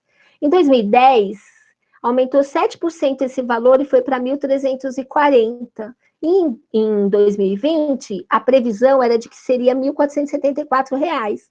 Então, essa é a renda média. Mas o que quer dizer uma média, né? Esse número tá bom? A média quer dizer o quê? Aí a gente vai para uma notícia que está na internet da Agência Brasil, que fala o seguinte, que o rendimento do 1% mais rico é 33,7 vezes o que recebe metade dos pobres. E essa notícia fala assim, que a massa de rendimento médio mensal real domiciliar per capita alcançou lá 294 milhões em 2019. Em 2019, o rendimento médio mensal do 1% mais rico da população, que recebe R$ 28.659, correspondia a 33,7 vezes o rendimento da metade da população mais pobre, que ganhava R$ 850. A média faz com que esse número passe a ser algo, deixa eu voltar lá, em torno de R$ 1.474. Mas a gente não deveria, então, seria uma possibilidade? Eu aplico o exercício, pergunto para ele o que ele acha que quer dizer esses R$ 1.474. Então, cada trabalhador brasileiro recebe em média R$ 1.474. Só que o que é uma média? A gente pode trazer essa notícia. E aí a gente pode pedir para o nosso aluno entender e levá-lo a entender o que é a média. Média é algo que acaba equalizando algumas informações. E o que é mais importante para o brasileiro saber? Isso ou isso? Não é verdade? Muitas vezes o nosso aluno não vai entender o que é essa questão, o que esse questionamento quer trazer. E assim, tá cheio, tá lotado de informação que a gente pode trazer para o nosso contexto de aula na mídia. É lógico que a gente precisa buscar mídias, buscar informação de fontes que são fontes, né, que a gente pode confiar, são fontes confiáveis, mas a gente pode estender esse nosso ensino de matemática, né? Eu vou mostrar aqui para vocês uma atividade sobre o sarampo. A gente está falando tanto de doenças, né, ultimamente, doenças, né, como a Covid, transmitida por vírus, e a gente também esquece que o sarampo é uma doença que mata e muito. Então, como é que a gente pode contextualizar, por exemplo, uma atividade, né, uma situação, problema que envolve o sarampo? Então, eu vou apresentar aqui, eu elaborei essa questão. Essa atividade tem como objetivo que o estudante compreenda os conceitos de função exponencial, relacionando tais conceitos com a epidemia de sarampo, auxiliando no entendimento de que os conhecimentos matemáticos são importantes para compreender a vida contemporânea. Aí, aqui fala o que é uma função exponencial. As funções exponenciais são utilizadas com frequência para descrever fenômenos de dependência entre grandezas. A gente contextualiza, né? Essa informação é para o professor, tá? Faz parte do manual do professor de uma atividade que eu estou escrevendo para uma editora. Então, fala aqui, as funções, fala um pouco o que é isso. Só que a gente sabe que os professores não têm muito tempo e disponibilidade para ler o manual, né, gente? E ali, às vezes, tem algumas informações bem legais, sabe? E aqui fala a importância de contextualizar, comenta que o professor de biologia pode auxiliar na compreensão dessa atividade, né? Essa atividade atende às competências gerais da BNCC a 1, 2, 3 e 4, atende a 2, 4 e 5, atende a essas habilidades da BNCC. E aí, lá na revista Pesquisa FAPESP, eu encontrei esse gráfico. É um gráfico que mostra a taxa de propagação das doenças, né? das doenças. Então, tem aqui, olha, conheça, e ele chama de RO, RE, ele explica o que é bem interessante. Tem aqui o link, se vocês quiserem olhar, e aí eu trouxe esse gráfico, que fala que o sarampo, a taxa de propagação é de 15,6, quer dizer que uma pessoa contaminada, digamos que não existisse a vacinação, as pessoas não estivessem vacinadas, ela poderia contaminar 15,6 pessoas. A catapora 11,3, a cachumba 8,1, a rubéola 7, a varíola 5,2, a poliomielite 4,9, o covid de 2,5 a 3, gripe espanhola de 1,5 a 4, H1N1 1,46 e a gripe comum 1,2. É legal entender o que é isso, né? De onde vem isso? Mas, de qualquer forma, se o professor não tem muito tempo, ele pode apresentar e comentar, olha, gente, vocês sabiam que os estudos feitos pela ciência chegaram a esse número? É um número certinho? Não, vocês veem agora pelo Covid. Teve momentos que a propagação da doença era maior, momentos menor. Isso tudo tem a ver com função exponencial, não é verdade? E aí aqui a gente fala que é 15,6 no caso do sarampo, aqui é uma questão fictícia, né? Em uma epidemia de sarampo, supondo que surjam inicialmente 2 casos na sua cidade, sendo que os 2 casos são de estudantes da sua escola, considerando a taxa de propagação do vírus de 15,6, formule a expressão algébrica da função, elabore a tabela e esboce o gráfico. E aí vem 2 perguntas. Quantas semanas aproximadamente demoraria para que todos os estudantes da sua escola estivessem contaminados com sarampo? Quantas semanas aproximadamente demoraria para que todos os habitantes da sua cidade estivessem contaminados com sarampo? Aí pede para explicar esse fenômeno, né? É uma questão que dá para resolver rapidamente? Não, né? A questão matemática, sim. Aí ele monta lá, usa lá a expressão algébrica, né? Da função exponencial, substitui os dados, né? Então tem lá f de x igual a 2, por que 2? Porque são 2 pessoas contaminadas, porque é c vezes a elevado a x, né? Então o c é o número de contaminados inicialmente, o a é a taxa de propagação da doença e o x é o tempo. E aí a gente vê aqui que após, olha que interessante, né? O que faz a função exponencial, né? Então, 2 contaminados numa escola. Então, depois de uma semana, porque o tempo é em semanas, seriam 31. Depois de 2 semanas, 487. 3 semanas, 7.593. E assim vai. 5 semanas, 1.847.000. 6 semanas, 28.825.549 pessoas. Então, à medida que o tempo aumenta, a quantidade de pessoas do vírus aumenta consideravelmente, é uma função exponencial. Então, aqui a gente pode discutir sobre, olha, essa característica em uma situação real pode indicar que estamos diante de uma situação de crescimento exponencial. Você pode discutir o que é um crescimento exponencial a partir de uma situação real, porque hoje a gente vive, de fato, uma situação de epidemia do sarampo, né? E aqui tem os questionamentos, que são coisas que ele vai responder a partir da realidade dele, dos 2 estudantes na escola dele, na cidade dele, né? E aqui é uma proposta de continuação da atividade, pedindo para ele construir um infográfico contendo as seguintes informações: o que é o sarampo, quais as consequências dessa doença e por que é importante vacinar-se, né? A gente sabe que existe um movimento anti-vacina, talvez agora esteja melhorando um pouco em relação ao que a gente tem vivido em relação ao Covid, mas existe um movimento anti-vacina, né? E a gente sabe que a propagação do sarampo é devido a isso e também a disponibilidade de vacinas para a população brasileira, que não é igual. Então, são coisas importantes de discutir, não é verdade? Na educação. E que envolvem o quê? Alfabetização científica e alfabetização matemática. Quais são os possíveis? Eu não sei se alguém quer comentar alguma coisa.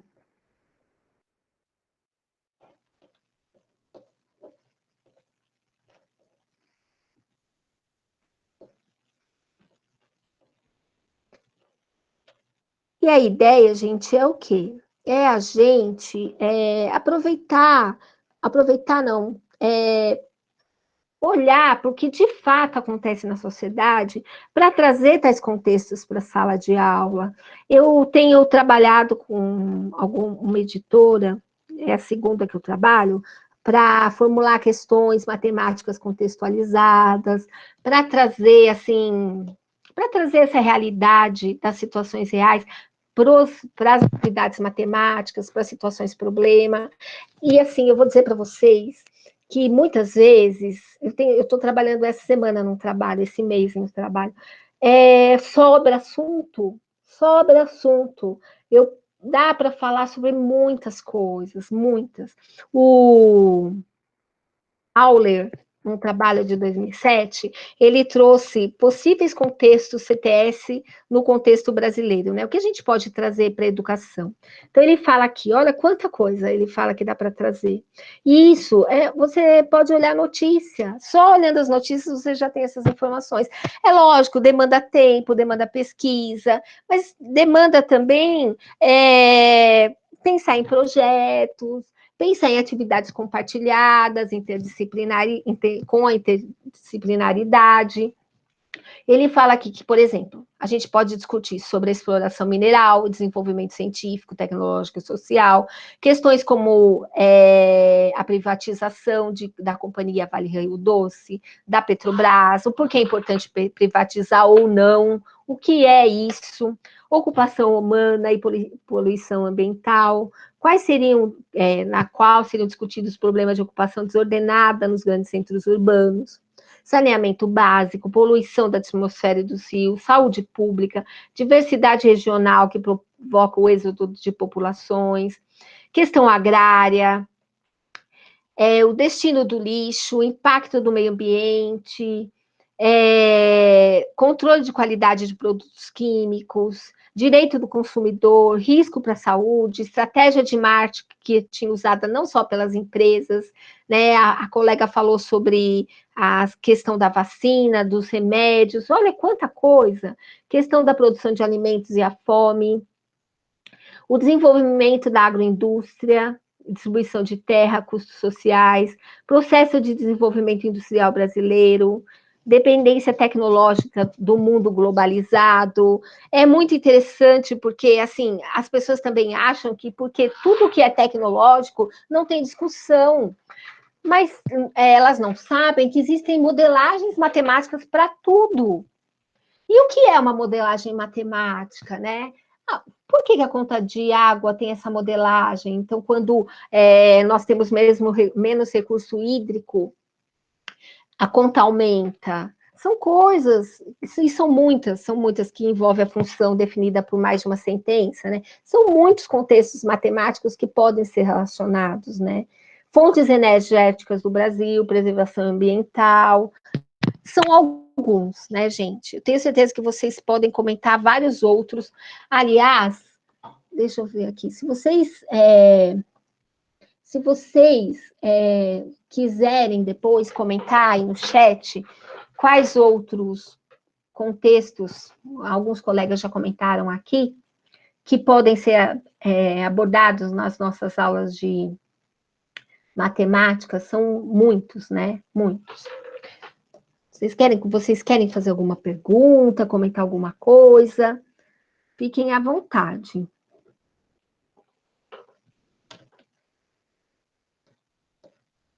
Qual? Aponte um tema da sociedade que você gostaria de ver contemplado no ensino de matemática.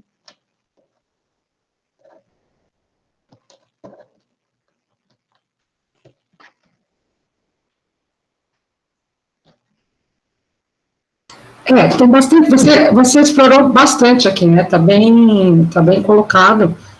Que a gente faz isso porque quando você está dependendo da comunidade a qual você está inserido, a gente percebe que você acaba adaptando. Então, quando eu participei da SBPC, faz bastante tempo, eu trabalhava na Estação Ciência, lá em São Paulo, eu era monitora, uma experiência muito boa, foram ótimos anos lá, e nós fomos para lá, e tivemos a oportunidade de conhecer professores do Brasil todo. E tinha um professor que acho que era da Ilha de Marajó, e ele falou assim que tinha uma parte matemática que fala, por exemplo, tá, não vou lembrar exatamente qual era, tá, mas, maçãs, uma coisa assim, aí ele falou assim, mas eu não conhecia maçã. Então, como que eu ia pegar aquele texto que veio vamos dizer, na apostila do Estado, né, do Estado não, do governo federal, vamos dizer uma coisa assim, e o meu aluno não sabia o que era. Então, eu tive que fazer toda essa adaptação, porque a gente lida, por exemplo, com crianças em grande situação de risco. Então, às vezes, você está pegando um texto que fala uma coisa que está longe da realidade dele. Não que você não possa trabalhar, porque eu acho que, eu digo para eles que o conhecimento é o que liberta você das amarras que foram criadas, né? Você passa a ver o seu entorno de forma diferente. E isso é um grande medo que a maioria deles tem. Porque você começa a ver a sua miséria. E isso é perigoso para um governo qualquer, não entenda, qualquer, não é esse exatamente, mas qualquer governo tem medo disso. Que você se situe como cidadão, como pessoa, que você não aceite. Porque a minha filha, eu tive a oportunidade de trabalhar em escolas de ponta lá em São Paulo, e eu trabalhei numa escola ali no centro da cidade, onde tem a Cracolândia, e nós passando, ela era pequena, passando assim pela rua, ela fez assim, mãe, você já percebeu que quando a pessoa é pobre, quando ela recebe uma marmita de alguém, ela divide, e a gente não faz isso? Quer dizer, não era meu, eu não tinha comentado nada sobre isso. Lógico, ela está imersa numa família que é extremamente, né, crítica, a gente discute as coisas, mas foi um olhar dela. Ela devia ter uns 10 anos. Uma criança de 10 anos ter essa visão de sociedade, isso é uma coisa boa, que a gente precisa trabalhar também. Quando a gente fala de matemática, ela precisa, não, a contextualização não pode ser também a torta direito, porque tem coisa que tem que ser abstrato, não adianta a gente querer só pôr na contextualização, mas levar o nosso aluno aqui na média. Quando a gente fala de média, eu falei para eles assim, olha, vamos fazer uma média, quer ver que legal? Eu como 4 quilos de carne por semana, quanto você come? Nada, então a média é 2. Exatamente. Que legal, que eu expliquei para eles o que um número muito alto impacta numa média. Eu falo assim, eu quero saber qual é o desvio padrão aí, gente. O que é desvio padrão? Eu expliquei o quanto desvio da média, porque se você falar só a média, ela é perigosa. É perigosa. Aí eu fui falando, porque assim, é isso que eu preciso deles. Eles não precisam ser matemáticos, eles precisam ser pessoas críticas, aquilo que eles recebem. Exato. E quando você coloca aqui, foi bem legal. Eu falo assim, por exemplo, eu falava muito da questão das cisternas. Porque se tivesse uma cisterna em São Paulo, em cada casa, vamos supor, 5.000 litros, tá? Você não precisaria ficar criando aqueles piscinões. Pensa, porque você teria água para você jogar no banheiro, que eu acho cúmulo jogar água potável no banheiro, né? Dentro do vaso sanitário. Para tomar banho não precisa, para lavar carro não precisa, para lavar roupa não precisa, para beber sim. Aí eu fui explicando qual era a questão, quem eram os maiores consumidores de água, o que era metro cúbico, porque eu falei, gente, é um absurdo. O que é metro cúbico? Você fala, só gasta 10 metros cúbicos, só 10. Ele não viu metro cúbico. Aí eu fui explicar o que era o metro cúbico, eu falei, 1 metro cúbico é uma caixa d'água de 1.000 litros. Nossa, professora, eu falei, então, como você não é nem ensinado, a palavra não sobre essa, ninguém te explica o que é, você torna-se uma pessoa consumidora absurda. Aí tem aquela do açúcar nos alimentos industrializados, qual é o papel que esse açúcar tem no seu organismo, o número de diabéticos que está aumentando, a questão da obesidade nas crianças. Então, isso você pode trabalhar em matemática. O professor de sociologia, eu achei o máximo ele estar aqui, que vai falar, não, porque é difícil o pessoal querer se envolver em matemática. Eu parabenizo mesmo, porque as pessoas têm muito medo de se envolverem na área, porque elas não dominam. Olha que, né, a gente não domina, não domino. Eu tenho facilidade com algumas partes, tem outras que eu odeio, né? E ainda não entra da área, mas isso precisa. Esses cursos que a gente está tendo, essa possibilidade, a professora que não mora bem longe, né, a não sei quem comentou. Ceará, né?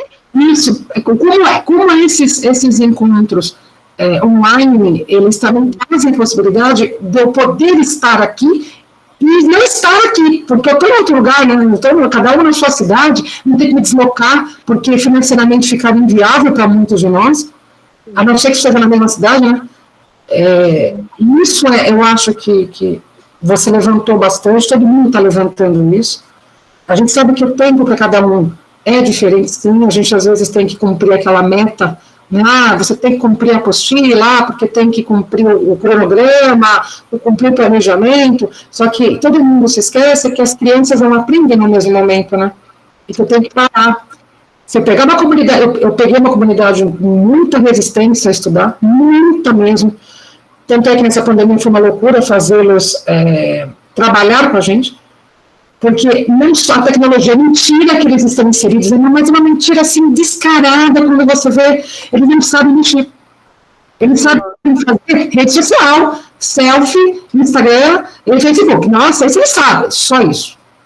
Sim. A tecnologia mesmo, efetivamente, eles não sabem nem printar uma tela, não sabiam colocar no Google Class, não sabiam usar o Google Drive, não sabiam, eu tive que ensiná-los. E eu fui trabalhar, você está vendo, gente? Olha lá, não acha que é óbvio que você falou da questão do aluno saber interpretar. Também não é uma coisa fácil. Alguém tem que ensiná-lo. A gente faz esse papel, e a gente faz tanta coisa, a gente é tão massacrado pela sociedade, e que achar que a gente está em casa tomando suco de laranja, como dizia o Dória, né? Não é verdade. E eu vejo por todo mundo que está trabalhando, olha, é gratuito, vocês estão oferecendo um curso que a gente não tem que pagar, olha isso, quanto aí a gente está oferecendo para todos nós. E eu estou de coração aqui, assim, muito feliz por ter a oportunidade de aprender mais um pouco, né? Obrigada. Nossa, eu também estou muito feliz, gente. Pode falar. Deixa eu só colocar algumas coisas do chat. O José Francisco diz que gostaria de discutir assim, o tema, né, mídias sociais e depressão. A Cristiane Lana Salles, ela disse que no semestre passado fez um projeto interdisciplinar abrangendo a influência da urbanização sobre o aquífero Guarani. A matemática, os alunos aprenderam a expressar, na matemática, né, os dados matemáticos sobre reservas de água doce no mundo por meio de gráficos de barra de setores. Na impossibilidade de visitar a Lagoa do Saibro, área de recarga do aquífero, os alunos desenharam croquis sobre fotos da lagoa em diversas fases, atestando diminuição de volume de água, uma outra abordagem ao olhar matemático. Né? Uma professora gostaria de pegar as referências, né? E o próprio José Francisco pergunta se poderia enviar por e-mail. Com certeza. Eu posso te enviar, então, Ciane, você envia para eles a apresentação? Acho que você me enviou, já te mandei, né? Isso. Assim que a gente conseguir se organizar, eu vejo quem estava aqui presente, eu mando a apresentação da professora para vocês, tudo bem? E quanto à lista de presença, eu já esclareci, né, mas quem não percebeu, a lista de presença não vai ser passada, porque eu tenho já um próprio aplicativo na própria extensão do Google Meet, que faz esse levantamento automático, né, cria direto uma listagem das pessoas que participam do encontro, tá bom? Da atividade. Então, eu já botei isso, aí eu consigo mandar, então, para vocês a apresentação da professora. Obrigada. Muito obrigada. Eu agradeço muito, viu, a presença de vocês. Eu estava bem ansiosa, porque a ideia aqui é aprendermos juntos, né? O que eu fiz foi estudar alguns teóricos que falam sobre o assunto, D'Ambrosio, Scoville-Mose, né, e os estudiosos da abordagem da educação CTS, tudo isso me deu subsídio para entender melhor, né, qual é o meu papel enquanto professora de matemática, e me motivou a compartilhar com vocês, porque eu também faço parte da educação pública e eu sei que os professores, eles se desdobram para fazer as coisas, né, muitos professores já fazem esse tipo de, né, já trazem esse tipo de abordagem para as aulas deles, são muitos os desafios, mas ressalto aqui que o nosso papel enquanto professor vai muito além de ensinar o estudante a resolver apenas matematicamente uma questão, né? Hoje o BNCC já traz isso e tudo mais, a gente sabe que existe essa contradição do que os documentos dizem e do que de verdade a sociedade quer, né?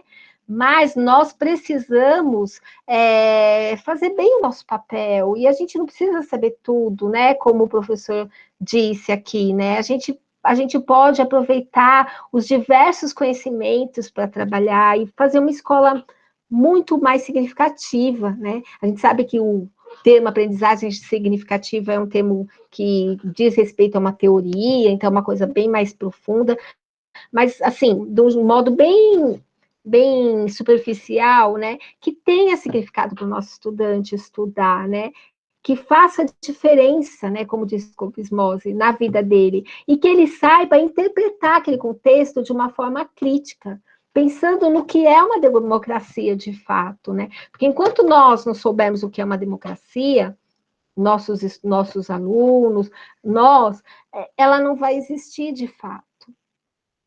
Então, é esse o recado que eu tenho para vocês, tá bom? E eu estou à disposição. Eu coloquei aí, tem alguns artigos também publicados que trazem esses autores, que está aqui, mas vocês vão receber essa apresentação e aí vocês vão ter as informações, tá ok? Acho que é isso. Se alguém quiser colocar mais alguma coisa. Eu vou parar de apresentar, tá bom? Porque assim eu consigo ver vocês.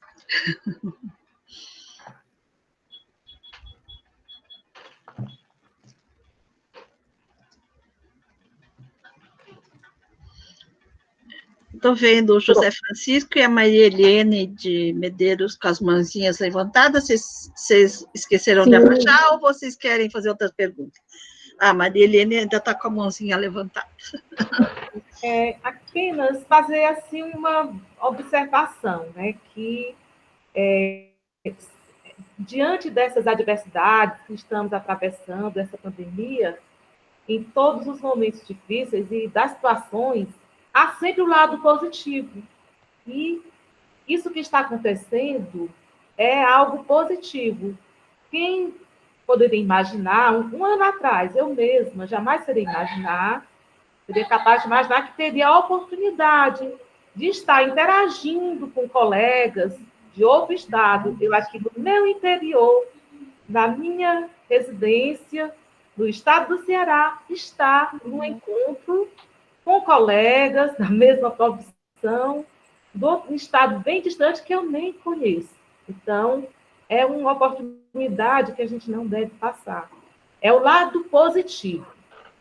E é gratificante. E foi um prazer imenso ter tido essa oportunidade.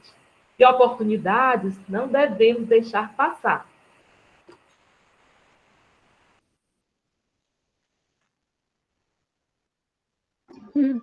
Bom, falando um pouco, né, em nome da organização do Encontros Pscola, muito provavelmente a gente tem, né, para quem não conhece o encontro, ele é a cada 6 meses, né, e nós temos em janeiro e julho.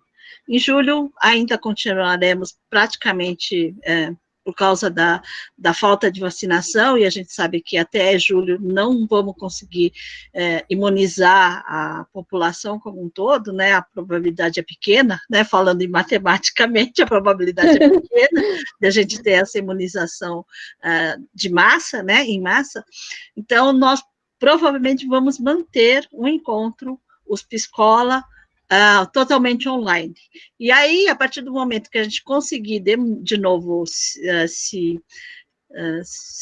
poder ter as atividades presenciais, muito provavelmente a gente vai ter atividades híbridas, né? Algumas online e outras presenciais, né? Algumas, por exemplo, eu sou da área de ciências, né? Então, eu sinto falta, né, no meu caso, de fazer atividade no laboratório.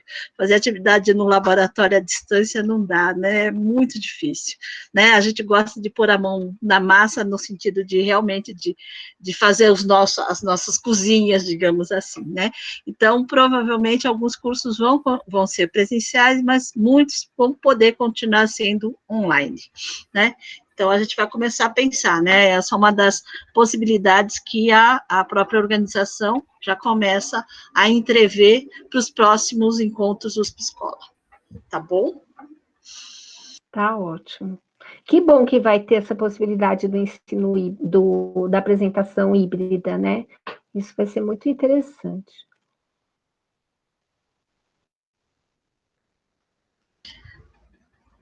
A Bianca Oliveira. Oi, obrigada. Eu gostaria de agradecer aí a oportunidade. Se não tivesse, né, nesse momento remoto, eu não conseguiria participar, porque eu sou do Rio de Janeiro e muito dificilmente eu iria até a USP. Então, é só um agradecimento mesmo. Aprendi bastante. Eu já trabalho, assim, essa questão da ciência, tecnologia e sociedade, mas eu não conhecia isso como um método específico, eu simplesmente fazia, sabe aquele feeling? O caminho é esse, então vamos por aqui, aquele feeling de professor mesmo, mas é isso. Obrigada. Que bom.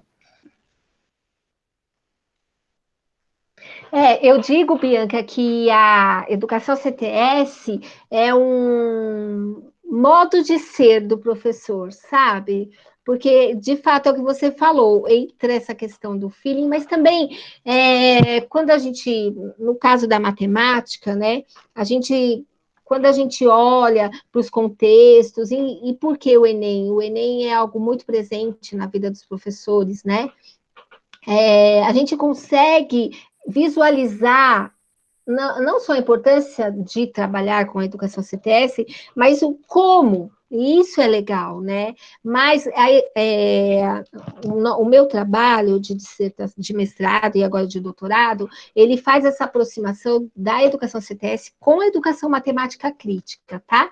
Educação CTS, matemática é contemplada? Sim, matemática é uma ciência, então ela é contemplada. Agora, a educação matemática crítica nos ajuda com um método. Tá bom? E obrigada pela sua colocação. Muito legal.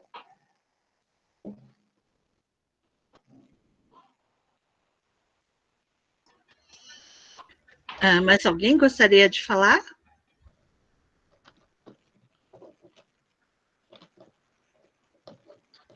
Bom, se não tiver mais ninguém, a gente encerra, né, a atividade, agradece a professora Maria de Fátima, agradece a presença de todos aqui que participaram dessa oficina, né, e esperamos vê-los na quinta-feira, que tem uma outra palestra da professora Maria de Fátima, quem puder, ou em outros eventos.